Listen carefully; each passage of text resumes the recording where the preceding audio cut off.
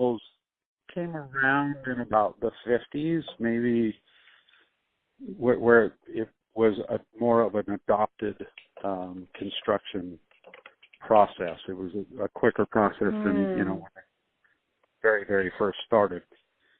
Just pouring concrete and filling it, and it wasn't really holding water, and they didn't have circulation systems and stuff like that. They were pools, but not a pool that would clean itself and not hold all the water it should.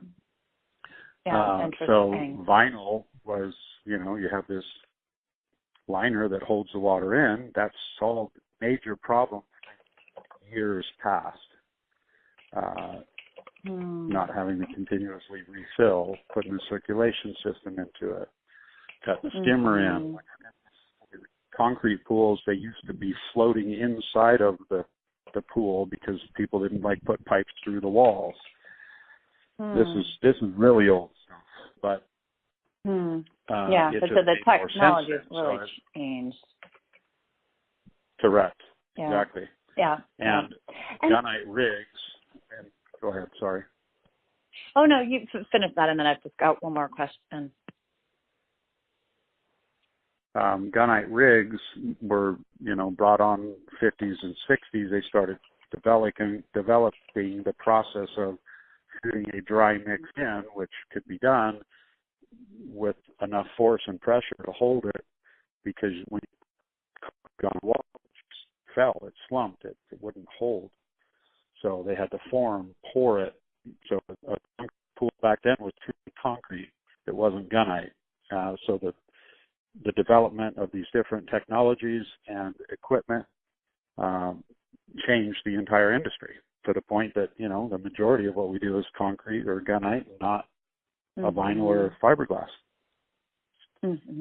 Yeah, interesting. And then one more question, and then I'll wrap it up.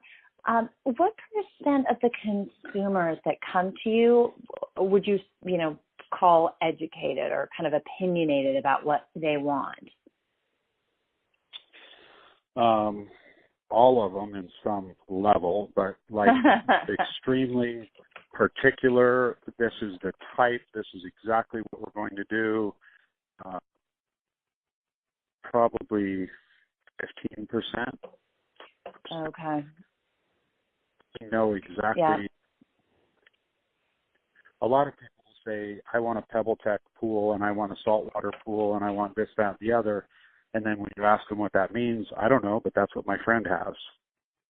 I've been in a pool and touched it and say, this is the color, and I put it together with this because it's my wife's favorite color or her eye color, and this is the watercolor in our favorite place in Lake Como when we went on our honeymoon. We want to match that. But those people, that's exactly what it is. It's spec'd out like a designer did it, to the level of like fiberglass. I want a fiberglass pool because it's going to last 75 years. I'm going to use 12% less chlorine, or I'm going to save water, this, that, and the other. They have their checklist of items that you're hard pressed to try and get them off of any of those items. That's the very discerning customer. And it's really 10% or less that are really like that, where they really, really put the time into it. Most of the time we're educating people on a saltwater pool isn't chlorine free. It produces its own chlorine in your pool. So, and then there's those that know that. Yeah, so 90% of the time, you're really leading that customer to what's best for them, in your opinion. Correct, exactly. Okay. And based upon a lot of questions, how does your family live? What do you do in the backyard? What's your norm? You've never had a pool. Okay, what would you like to do? Why do you want a pool? And then we'll be able to put those different things together. Yeah, makes sense. Perfect. Well, Gerald, those are all the questions I have today. Brett, did you have a couple more? Yeah, just last one here, Gerald.